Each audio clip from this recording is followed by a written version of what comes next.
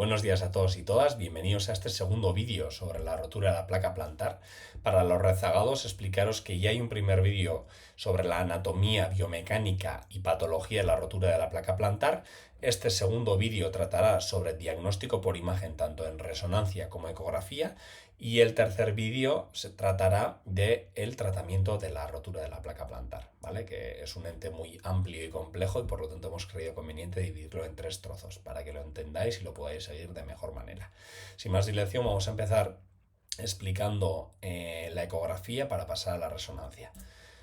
En cuanto a cómo vemos la placa plantar ecográficamente, es decir, la anatomía, bueno, tendremos aquí una imagen donde veremos en un eje largo, longitudinal, la cabeza del metatarsiano a nivel profundo con su cartílago hialino, la base de la falange proximal por aquí, el tendón flexor más superficial y todo este tejido fibrilar que vemos aquí insertándose en la base será la placa plantar. Si ponemos el esquema en marcha, esto sería el esquema que os he comentado. Aquí tenéis otra imagen, ¿vale? Donde quiero hacer una correlación. Otra vez, ahora en este caso está al revés. Esta es la base de la falange, cabeza de meta, placa por aquí, tendón por aquí. Esto es un esquema de Cayo Neri y colaboradores, ¿vale? Que tienen esquemas muy buenos porque son de los grandes estudiosos de la placa plantar. Entonces aquí vemos los dos ligamentos colaterales, el propio que va de meta a falange y el accesorio que va de meta a placa plantar, y tenemos la placa insertándose en la base de la falange proximal y originándose levemente en el cuello del meta y en el tejido sinovial y sobre todo en la fascia plantar, ¿vale? Si le damos la vuelta a esta imagen, veremos que prácticamente lo que vemos en la ecografía es esto, ¿verdad? Un tendón flexor que pasa por encima y una placa plantar que está abrazando a la cabeza del meta por encima, y en este corte no estaremos viendo ligamentos colaterales y también es complejo ver en proximidad la unión con la fascia plantar, pero se podría ver. Aquí tenéis vídeos de ejes largos y ejes cortos para que veáis un poquito más fácil cómo cuando movemos el tendón flexor se diferencian las capas entre tendón flexor y placa plantar. Cuando hacemos una hiperextensión del dedo también ponemos en tensión esa inserción y ahí veríamos bien la placa. No nos tenemos que confundir en este punto intermedio donde hay veces que vemos zonas hipoecoicas porque tenemos dos inserciones bien potentes en las bases de la falange, pero entre medias hay un receso sinovial que a veces nos da una imagen más hipoecoica, y tener cuidado, ¿vale? Porque no tiene por qué ser un patrón de patología. En un eje corto, aquí veríamos el tendón flexor, esto sería la placa, esto es cabeza del meta, y si seguimos hacia distal, aquí estaríamos en la base de la falange haciendo la inserción. Podemos pasar aquí también otra vez al eje largo y volver a valorar la imagen. Perfecto. Aquí tendríamos en el eje corto, otra vez os lo ponemos, una imagen que correspondería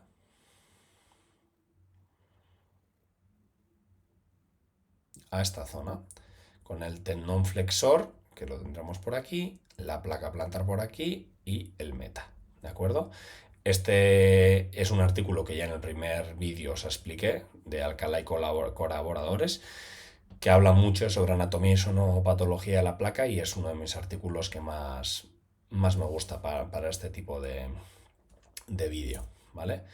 A nivel de patología, ahora vamos a hablar de cómo se pasa de ver normal a cómo se ve en patología la rotura de la placa plantar. Y vamos a diferenciar lo que nos gusta hacer, que son signos directos, es decir, cómo se verá la propia placa afectada cuando hay rotura, y luego signos indirectos, que son qué otras pistas podemos encontrar que nos hagan pensar que esa placa está rota, ¿vale? Entonces vamos a diferenciar primero en los signos directos, ¿vale? Que también os recomiendo este artículo que os pongo aquí abajo. Por lo tanto, número 1, ¿cuál va a ser el signo directo que nos va a hacer pensar una rotura de la placa? Bueno, pues un defecto focal, ¿vale? Que veamos una zona anecoica, un defecto focal anecoico en la propia placa, que es el hallazgo más típico, el que mejor correlación tiene luego con la imagen de resonancia, También nos sirve para diferenciar rotura parcial o completa, porque veremos luego en ejemplos que puede haber defectos focales que cogen todo el espesor o defectos focales que cogen solo parte, ¿vale? Y, insisto, normalmente es profundo, es decir, en la parte articular e en la inserción lateral de la falange proximal. Muy importante recordar esto, ¿vale? Y aquí os pongo ciertos pantallazos del artículo donde todo el rato nos hace recordar que es esta parte lateral. Por lo tanto, en el eje largo, si estamos muy medializados en la articulación, es posible que veamos la placa plantar sana por no haber barrido lo suficientemente a su inserción lateral en la base de la falange. Por lo tanto, esto es importantísimo. ¿Vale? Aquí tenéis la justificación. Dicen, en nuestra experiencia, las lesiones parcial, de espesor parcial se ven como discretos focos anecoicos o hipoecoicos, típicamente la parte articular profunda, localizadas en el borde lateral, ¿vale? De la inserción distal de la placa plantar, ¿vale? Entonces, esto es clave. Y aquí también tenéis en otro artículo, otra vez, otra justificación de esto por qué es y en definitiva, que miréis la parte lateral, la inserción lateral siempre. Aquí veríamos un ejemplo de un defecto focal anecoico a este nivel. Aquí tendríamos otro, ¿vale? Estas ya son inserciones de placa que no vemos claramente cómo la placa llega a insertarse. También tendríamos atenuaciones de la placa plantar en situaciones un poquito más degenerativas, no tanto de rotura pura, sino ya pues, de placas que están generando, soportando muchísima tensión durante el tiempo en pies planos y demás, y al final ya empieza a atenuarse esa placa, ¿vale? Significativo suele ser cuando el grosor de la parte proximal supera al del distal, que no suele ser así, ¿vale? Sería una imagen de estas características. Vemos que la placa está aquí, pero su grosor ya pasa a ser bastante atenuado, ¿de acuerdo? También tendríamos otro signo directo como es propiamente no visualizar la placa, es decir, si no visualizamos la placa estaremos viendo que hay una ausencia de placa y esto normalmente suelen ser en roturas de espesor completo transversas con retracción, o sea, en los grados 3 y 4 que hablamos en el vídeo anterior. Como veis aquí. Aquí estamos en la falange proximal, cabeza de meta, y aquí no llegamos a ver placa. Entonces, como signo directo estamos viendo que aquí no hay placa, que está retraída a este nivel, por lo tanto tenemos claro que hay rotura. Y luego como signo indirecto veremos qué le pasa al tendón flexor, que ahora lo veremos. Por lo tanto, como signos directos teníamos estos tres, y ahora vamos a pasar a los signos indirectos, ¿vale? Que ya están hablando de hallazgos que vamos a encontrar que no son exactamente parte de la rotura, pero que nos dan una pista enorme a pensar de que hay una rotura de la placa y que muchas veces se pueden combinar a los hallazgos directos. El primero y el más frecuente, irregularidad cortical de la falange proximal. ¿De acuerdo? Veremos entesofitos por tracción y una proliferación cortical. Al final es una placa que lleva tiempo traccionando y hacemos esa zona de entesofito por tracción, esas irregularidades corticales que son tan típicas también en tendinopatías y otro tipo de patología, donde suele ser también un hallazgo típico, pues aquí también lo es, como veis aquí en esta imagen, en este vídeo, ¿vale? Veis todos estos entesofitos por tracción en la base lateral de la falange proximal, todo esto, ¿vale? Esta es una de las imágenes típicas. Estaremos viendo aquí de manera clara que también un defecto focal anecoico en la placa, sí, pero sobre todo lo que más nos llama la atención es esa proliferación cortical, ¿de acuerdo? Número 2, que no siempre está presente. Esto es también otra cosa que tengo que decir. Estos signos directos o indirectos no siempre aparecen todos, ¿vale? Pero los tenemos que tener en mente para que cuando aparezcan nos hagan pensar en que podemos estar ante una situación de estas características. Pues el derrame articular pasa así. Tú puedes tener una rotura de la placa y no tener un derrame articular asociado, pero muchas veces sí.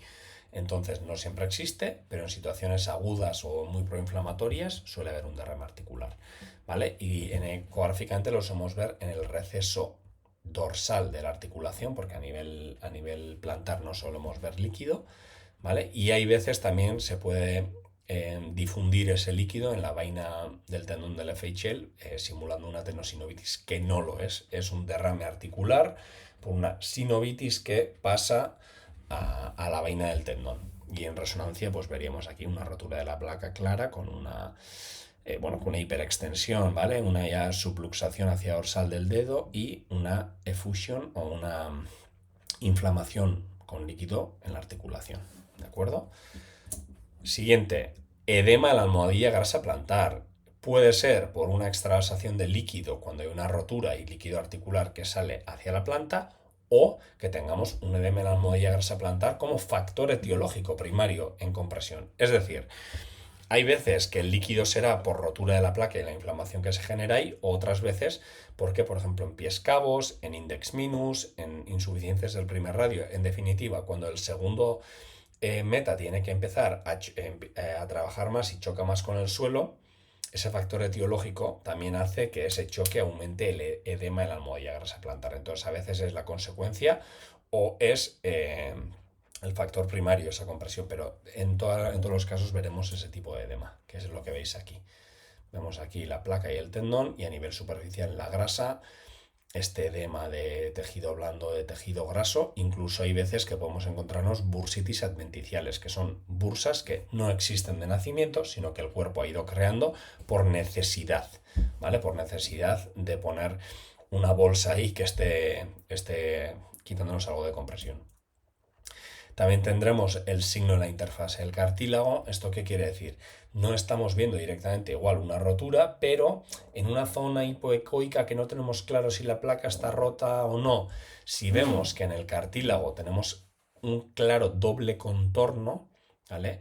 Es por un cambio de impedancia, es decir, de la onda de sonido brusco entre el fluido o la zona de la lesión con el cartílago. Y esto suele hacer pues que esa interfase del cartílago se potencie y tengamos este doble contorno, ¿vale? Y esto también es, como decimos, un signo indirecto de rotura de la placa.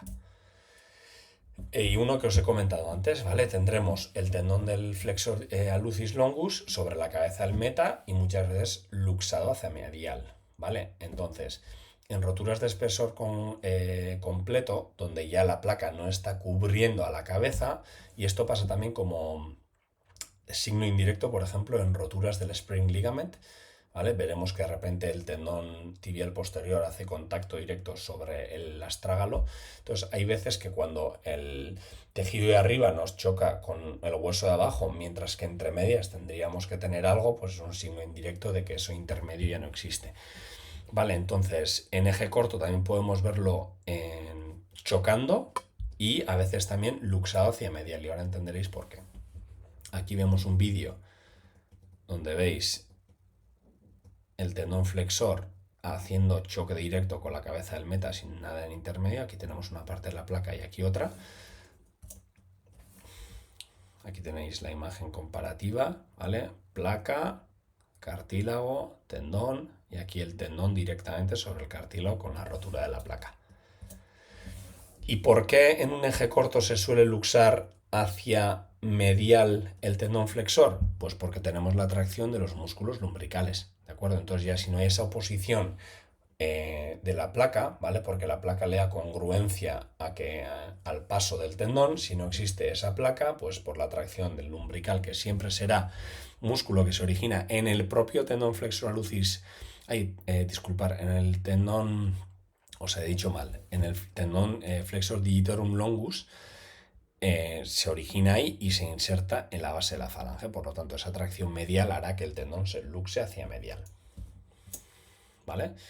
Tenemos todavía más signos indirectos, que este es uno de los estrella. ¿Por qué? Porque conocerlo nos puede hacer una gran diferencia en el entendimiento de lo que es el neuroma de Morton con la rotura de la placa plantar. Y en resonancia magnética os digo también que es una de las situaciones que más importancia damos a mirar, porque es uno de los hallazgos patognomónicos de rotura de la placa. Luego veréis. Y bueno, se trata de la fibrosis pericapsular o el signo del pseudoneuroma. Perdón.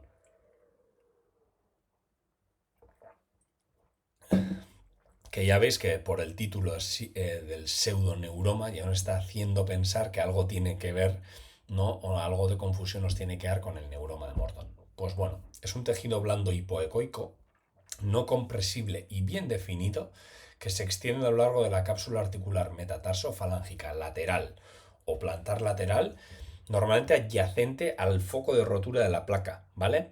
Y situado excéntricamente dentro del espacio intermetatarsiano, es decir, partiendo de la rotura sale hacia el espacio intermetatarsiano. Entonces no se coloca en mitad del espacio, sino que está más cerca de la rotura de la placa. Hablando más fácil, ¿qué es? Un tejido de proliferación a granulación inflamatorio, que es una fibrosis de la propia intento de reparación de la placa, ¿vale?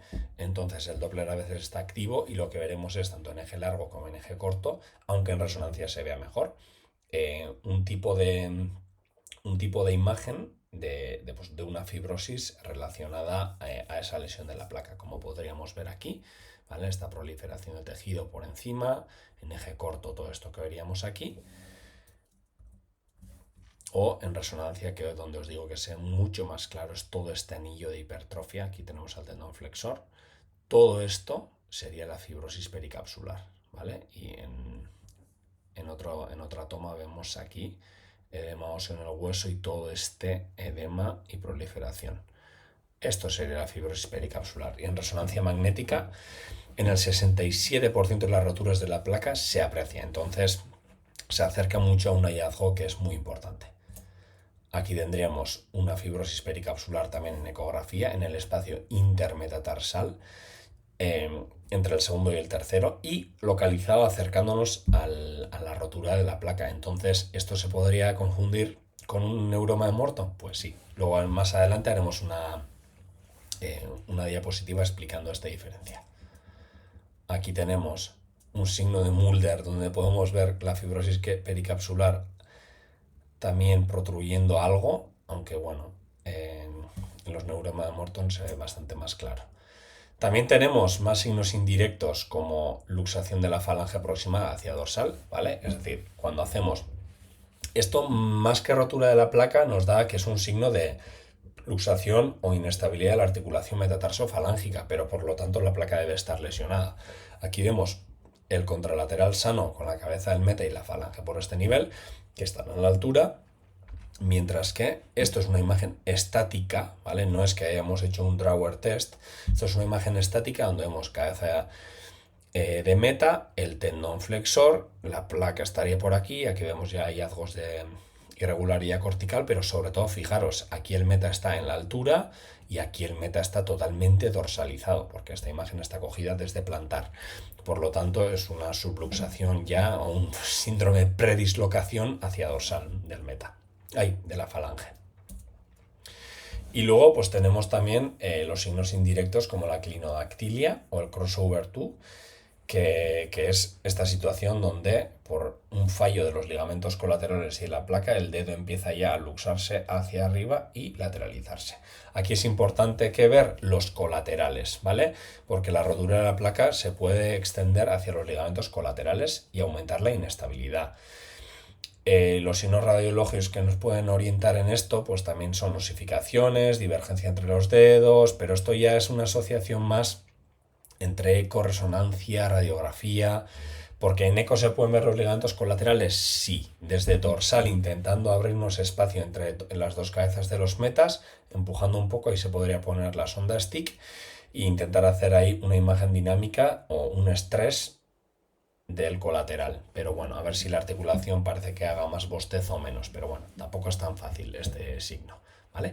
Aquí estarían los signos indirectos. Y aquí os hago un pequeño resumen de los hallazgos que plantea este artículo que ya os he dicho anteriormente mediante una imagen que me parece muy buena. Tendríamos los signos de derrame articular cuando haya una sinovitis. Puede haber una tenación, rotura parcial o total de la placa, irregularidad cortical, osteofitosis aquí, entesofitos, ¿vale? Podremos tener edema de tejidos blandos, distensión de la vaina tendinosa también. Podríamos tener roturas completas, el tendón chocando con el hueso, podríamos tener dorsalizaciones de la falange, edema óseo subcondral, que esto no lo podemos ver en resonancia, pero bueno, aquí tendremos un poco el resumen. Os pongo la imagen porque me gusta mucho. Es un artista este Javi Alcalá dibujando. Vale, aquí lo que os decía, diferenciación entre neuroma de Morton y rotura de la placa plantar. ¿Por qué es importante? por el signo del pseudoneuroma, que a veces nos confundimos. Tengo aquí Bueno, primero os lo explico y luego os cuento la anécdota. ¿Vale? Aquí tenemos un artículo, ¿vale? Este que os digo de McCarthy et al, que habla muy bien sobre lo que es el signo del pseudoneuroma o la fibrosis pericapsular, ¿vale? Y traduzco. Cuando la fibrosis pericapsular es suficientemente gruesa, se puede extender al espacio intermetatarsal y es cuando se refiere como pseudoneuroma, porque es comúnmente mal diagnosticado como un neuroma de Morton, tanto clínicamente como por imagen, ¿vale? Los hallazgos clínicos son dolor a la palpación en la parte lateral de la inserción de la placa, inestabilidad metatarsofalángica, también podemos tener deformidades de dedo, problemas de agarre del dedo, como veíamos en los test del vídeo anterior, ¿vale? En cambio, el neuroma de Morton normalmente se asocia más a dolor más neurítico, ¿vale? Con dolor que se puede irradiar y parestesia que se puede irradiar hacia los tercer y cuarto dedo. También se suele diferenciar el pseudoneuroma porque suele ser en el segundo espacio intermetatarsal entre segundo y tercero al lado de la rotura de la placa, mientras que el neuroma de Morton suele ser en el tercer espacio entre tercer y cuarto, ¿vale? Aquí nos dice que en morado aquí una diferenciación bien hecha, ¿vale? O específica puede ser muy importante porque muchas veces la manera de tratar esto cuando no mejora es intentar hacer una resección del neuroma, que en este caso no existe. Entonces ahí estarían intentando quitar la fibrosis y muchas veces suele ser un outcome que dicen o una resolución pobre de los síntomas porque al final no estás tratando lo que creías que ibas a encontrarte. Vale, entonces muchas veces también pasa que el neuroma de Morton encima es una patología que se suele infiltrar con corticosteroide, en cambio a una placa plantar pues parece que, ya hablaremos en la parte de patología, no es una buena idea infiltrarle demasiados corticosteroides puesto que pueden weakening diríamos, podrían hacer que la placa sea más blanda o degenerarla, degradarla más fácilmente y que pueda progresar a una inestabilidad metatarsofalángica. Dice que la llave para distinguir esta diferencia entre una y otra, ahora veremos en la imagen, es que uno se coloca excéntricamente cerca de la rotura en el segundo espacio, mientras que otra sería en el tercero y es más simétrica, ¿vale? Porque uno tiende hacia la rotura y otro se coloca donde está el nervio en medio. Otra de las razones por las que se confunde bastante es porque en la compresión de la fibrosis al nervio digital que pasa en el segundo espacio también podemos tener síntomas tanto de dolor como neuríticos, ¿vale? Pero eso no quiere decir que sea un neuroma, sino que esa compresión de la fibrosis puede afectar también al paso del nervio. Entonces, bueno, es una situación que por eso os recomiendo esto y el vídeo del neuroma de Morton para que veáis la diferencia clara y así ya no fallemos en este sentido. Estos serían roturas de la placa en ejes coronales aquí ya tenemos como un signo, ¿no? de hipertrofia, fibrosis aquí, la fibrosis pericapsular, aquí de manera muy clara, ¿vale? ¿Veis? Nos pone aquí asimétrico, hay una rotura y tenemos en la parte de este espacio, segundo espacio intermetatarsal, pero tendiendo más hacia el segundo, esta bola que veis aquí, mientras que el neuroma de Morton sería algo más simétrico entre las dos, entre tercera y cuarta meta, aquí. No es tan fácil la diferenciación, pero bueno, ahí lo tenéis. Por lo menos que sepáis que se confunden. Entonces, si sabemos que se confunden, pues pondremos más atención en que no nos pase. Aquí tendríais un esquema donde tenemos un neuroma en el tercer espacio, ¿vale? Y una bursitis intermetatarsal, mientras que aquí tenemos una fibrosis pericapsular por la rotura de la placa a este nivel, y esto sería el nervio digital propio, que también puede verse afectado y dar síntomas neuríticos.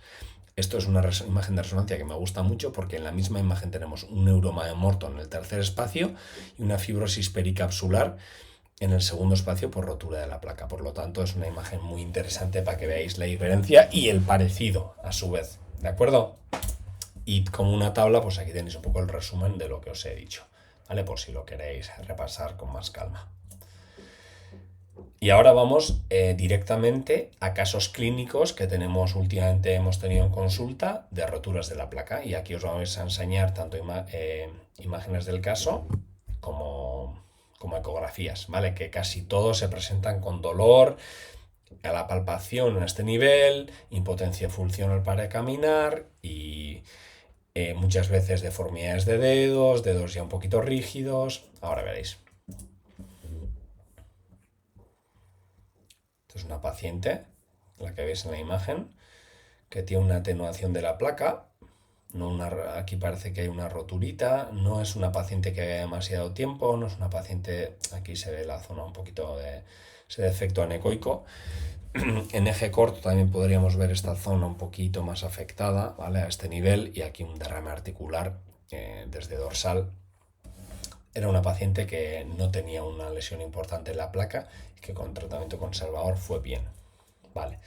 Aquí tenemos otro paciente que tiene una rotura aguda de la placa plantar y que tiene una imagen muy clara, porque veis, antes de que lea el vídeo, estamos en la parte más medial de la inserción de la placa plantar a la base de la falange y se ve perfecta, mientras que cuando hacemos el barrido hacia lateral, ahí nos aparece tanto la irregularidad cortical como ese efecto focal anecoico, que me parece una imagen preciosa. También es más fácil de ver porque es un paciente joven que hizo un mecanismo brusco en hiperextensión del segundo dedo. Pongo el vídeo otra vez. Tiene una parte de la placa perfectamente conservada, mientras que en la otra ya se ve ese defecto con esa irregularidad cortical. En el eje corto también podemos ver lo mismo. Cabeza de meta, placa, tendón.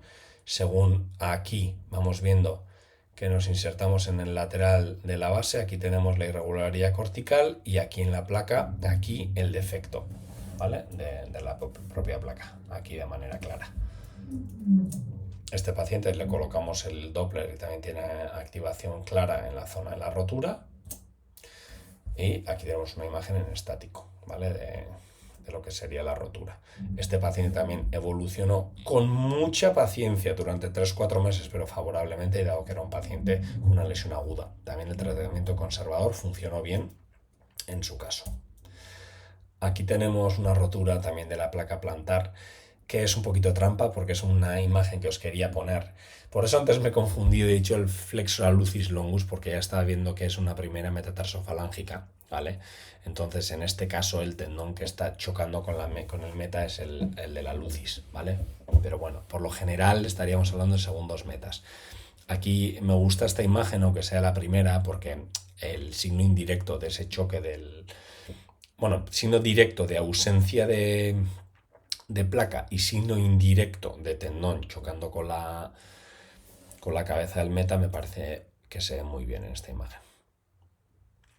Ya lo veis aquí, ¿eh? Aquí nos aparece un sesamoideo, ¿vale? Por eso os digo que es una primera articulación, pero veis aquí claramente cómo la placa está retraída a este nivel y cómo el tendón no está chocando sobre la falange.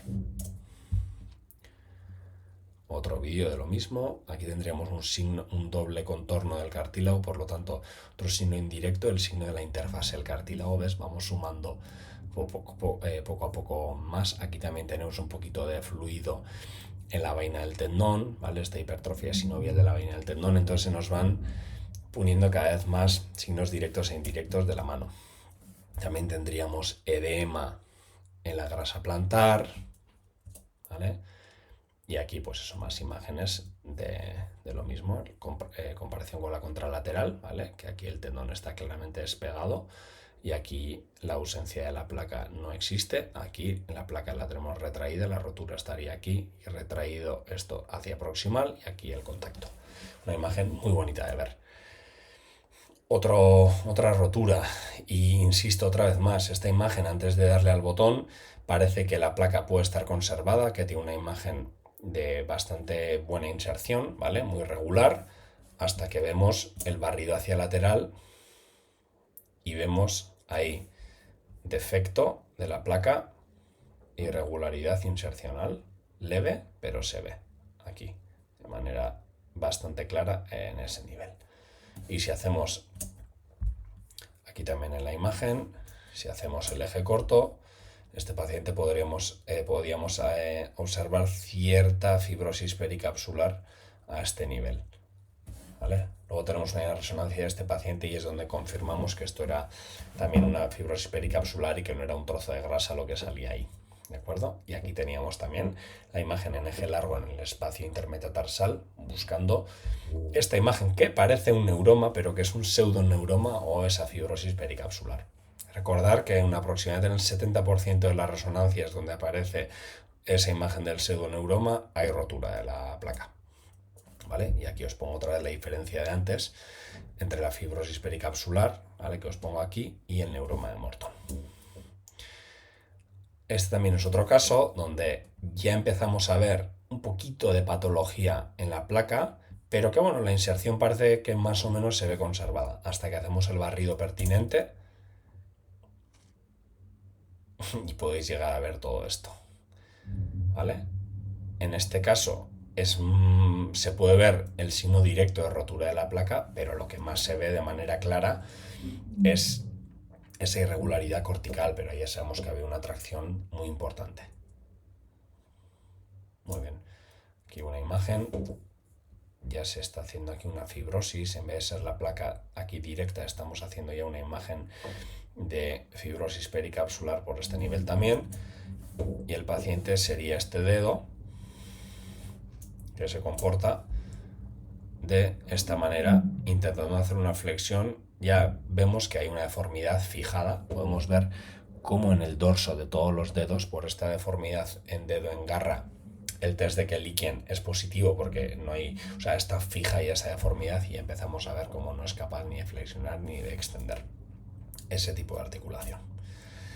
Tenemos aquí otra rotura, ¿vale?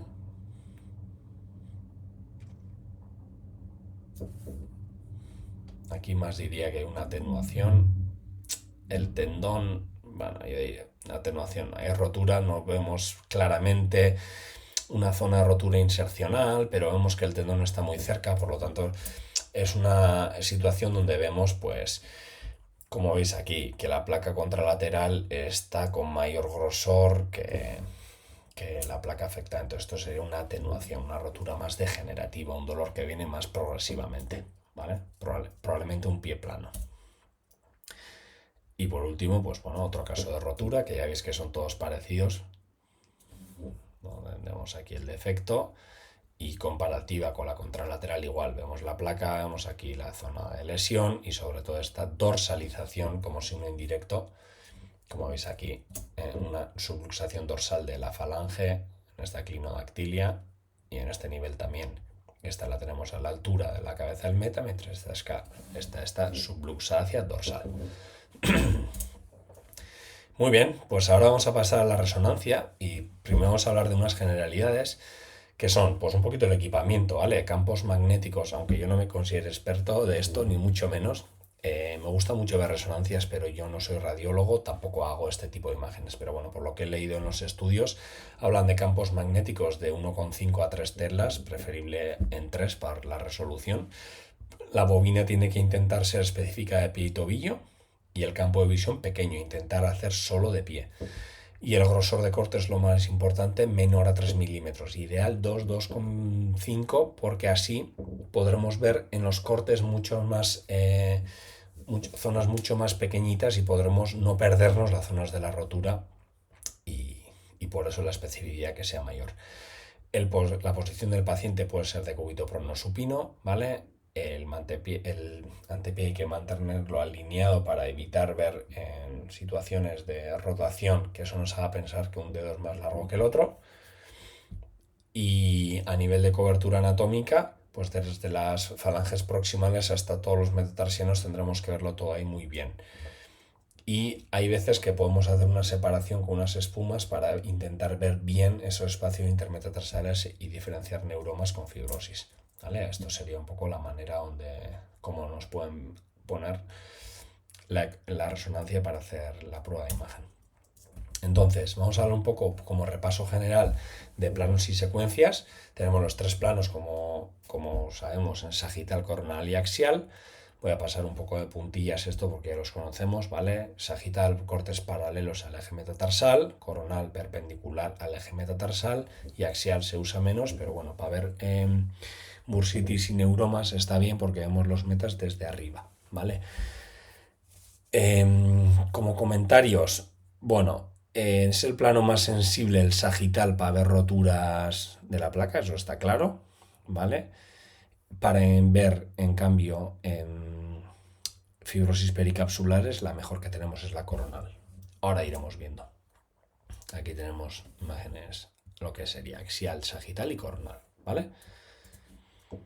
Y ahora vamos a hablar de secuencias, que esto es algo que yo creo que el que no es especialista en radiología nos cuesta más entender, que es qué tipo de resonancias tenemos. Entonces, las que he encontrado que son más clave para el hallazgo de las roturas de la placa serían el Proton Density, el PD, que su propósito es una anatomía, alta resolución y morfología de la placa, ¿vale? Para intentar ver cómo se vería en normalidad. El contraste entre fibrocartílago de la placa y grasa es muy bueno. Sería este tipo de imagen, ¿vale?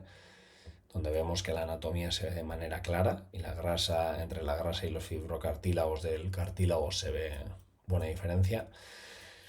Tendríamos el PD Fat Suppression o el T2 en Fat Suppression, donde ahí sí que se ve claramente una detección de líquido sinovial o edemas óseos, derrames, fibrosis, y este sí puede ser importante para identificar roturas con hiperintensas, es decir, que enseguida nos muestra en la zona de rotura ese foco de líquido, y los pseudoneuromas, que serían más este tipo de... Para mí, donde el hueso se ve más negro y donde podemos ver edemas óseos, ¿no? Y el fluido de manera clara. Esta es la imagen que solemos buscar muchas veces. Luego tendríamos el T1 en SPIN, que valora la grasa plantar y morfología ósea, ¿vale? Y el neuroma se distingue aquí por su señal, porque la señal del neuroma de Morton es baja o intermedia baja y bien delimitada. Sería este tipo de imagen. Y tendríamos el STIR, que es una alternativa si la supresión de grasa, si en T2 o PD en la supresión de grasa es irregular, podríamos verlo así. Y esto también es muy sensible al edema o a la sinovitis, como veis en esta imagen del STIR, ¿vale? Entonces, vamos a hacer lo mismo que hemos hecho en la ecografía. Tenemos tanto signos directos como signos indirectos y, como es lógico, se van a aparecer y van a ser correlacionables. Entonces, vamos a ello. El primer signo directo de la rotura de la placa plantar sería, pues bueno, una discontinuidad de la placa con líquido interpuesto. Entonces, este es el hallazgo más típico, como lo es en la ecografía. Y veremos focos hiperintensos en secuencia, sobre todo lo que os he dicho en FAT-SAT, tanto en PD como en T2, que atraviesa la zona de la rotura y vemos ese brillo del líquido representando ahí la zona de la rotura, que puede ser parcial o completa. Normalmente, ¿dónde será? Profundo, en la parte más profunda, más cerca de la articulación e inserción lateral de la falange proximal, ¿vale? Como veis en esta imagen. Son diferentes tipos de resonancia, pero en esta vemos la rotura clara y aquí líquido interpuesto se ve muy claro. Esto sería una supresión de grasa, mientras que esta no. Si hubiese edemas óseos subcondrales, en esta la veríamos mejor. También tenemos, como en la ecografía, adelgazamiento, aplanamiento, atenuación, depende de qué autor le llama de una manera, pero bueno, de la placa. Entonces es sobre todo significativo, igual que en la eco, cuando el grosor de la parte proximal supera el de la distal, cosa que anatómicamente no es. Y también se puede ver una pérdida de la curvatura plantar normal. Tenemos también la no visualización de la placa como signo directo, que es la pérdida completa de la imagen de la placa porque se ha retraído hacia distal o hacia proximal, ¿vale? O porque la falange se ha luxado hacia dorsal. También tendríamos hiperintensidad intraplaca sin discontinuidad evidente, en este caso en roturas parciales, ¿vale? Como veíamos antes en alguna ecografía que hemos visto con roturas muy focales, pues ahí sí veríamos de manera clara el resto conservado y focos de hiperintensidad líquida dentro de la placa. ¿vale? Y por último, también la retracción distal o proximal del extremo roto, ¿vale? Como signo directo veríamos que el fragmento se ha retraído. Entonces, el punto 3 y 5 es verdad que es decir lo mismo, no estás visualizando la placa en la zona de la rotura y el punto 5 dice que ves la retracción de la placa. Entonces, sí, vale, pues se diferencian como dos tipos de signo diferente, pero en la misma imagen estás viendo los dos, ¿de acuerdo? Aquí tendríamos ejemplos de eso, roturas solo parciales intrasustancia, donde vemos ya esta hiperintensidad a este nivel, ¿vale? Pues, imágenes de estas características con ya fibrosis pericapsular por aquí, pero esto no es un signo directo todavía. Como signos indirectos, pues la famosa fibrosis pericapsular, que vais a salir aquí fritos con el tema fibrosis pericapsular, pero es que es muy importante. Y el signo del pseudoneuroma, que es lo mismo. ¿Vale? Tendríamos aquí diferentes imágenes, donde veis aquí, ¿vale? Rotura de la placa. Ponen esto para que veáis que no está simétricamente en la mitad, sino que está excéntricamente lateralizado al dedo dañado. Aquí vemos otra también, aquí otra. Vemos que cuando ya sabemos que existe es una imagen bastante clara, ¿vale? Y esto es un signo indirecto de muchísima calidad, ¿vale? Para saber que estamos hablando de una rotura. También podríamos tener, bueno, me han salido aquí todas de golpe, aumento de la distancia entre la placa y la falange, ¿vale? Por la pérdida de tensión plantar y luxación incipiente de la falange proximal, empezamos a tener ya más distancia entre la placa y la falange, porque la falange se nos está luxando hacia proximal. Entonces, se dice que si hay más de 0,2 centímetros o 2 milímetros para arriba, 2 milímetros y medio para arriba, y estaríamos hablando de que esa placa está rota y aunque esté puesta ahí debajo, no está agarrando de verdad a la falange. También tendríamos alteraciones del complejo ligamento colateral tendón interóseo, y esto se podría ver así, ¿vale? Disculpad que me he confundido de imagen. Esto sería la anterior, donde vemos que se dorsaliza la falange, y aquí tenemos esta distancia que es medible entre la falange y la placa, ¿vale? Es que si es más de 2 milímetros ya tenemos problemas. Aquí también estoy viendo edemas óseos subcondrales, que es otro hallazgo, aquí también, que es lo que os digo, el siguiente edema óseo subcondral, que son hiperintensidad de la cabeza meta o de la base de la falange por sobrecargas o tracción crónica, y aquí tendríamos el fallo del complejo ligamento colateral tendón interóseo, que se nos luxaría el tendón flexor hacia medial y empezaría ya ese tipo de crossover to o una al otro lado, o una clinodactilia, ¿vale? Por esta incompetencia de la parte lateral del ligamento colateral, por esa tracción del lumbrical hacia medial, por esa luxación del tendón flexor hacia medial, por esa lesión también de todo este complejo interóseo y ligamento colateral. También podríamos tener derrame articular o sinovitis de la metatarsofalangica, sinovitis, mal dicho, no es una tenosinovitis del flexor, sino líquido que de la articulación se nos ha embebido dentro del tendón del flexor digitorum, ¿vale? Por lo tanto no es una tenosinovitis, sino es un derrame articular. Y también podríamos tener asociadas bursitis intermetatarsales o subcapitales, que no es lo mismo. Una sería una bursa intermetatarsal que ya existe, mientras que la subcapital sería una bursitis adventicial que tendremos ahí por compresión excesiva. Y luego atrofias de la musculatura interósea, hiperkeratosis plantares. Todo eso se podría ver en resonancia, ¿vale? Aquí nos ponen un caso, ¿vale? Donde podemos ver una paciente 43 años, mujer, con dolor de antepié en la segunda articulación metatarsofalágica por una rotura de la placa. En una secuencia T1 coronal podemos ver una fibrosis pericapsular severa a este nivel, ¿vale? Todo esto en la parte inferolateral de la segunda articulación metatarsofalágica, extendiéndose a los laterales del margen de la articulación. El ligamento colateral es esto que vemos aquí, ¿vale? Que estaría lesionado. y esto sería el tendón flexor, que está medializado, ¿vale? Entonces esto es un poco lo que hemos explicado. Aquí tendríamos una imagen parecida. Fibrosis pericapsular, patología del ligamento, tendón medializado a este nivel. Entonces, como interpretación global y correlación clínica de la resonancia, ¿cómo podemos terminar con esto? Diciendo que las roturas, insisto, suelen ser laterales y distales en la segunda articulación, en la inserción lateral de la base de la falange proximal.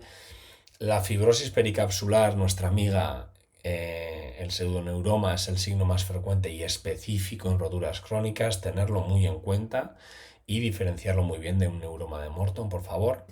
Que antes no os he contado al final la anécdota, y es que a un paciente que vino por otra cosa me comentó, oye, que la semana que viene me operan de un neuroma de Morton, y yo, joder, pues a ver, enséñamelo, que tengo interés.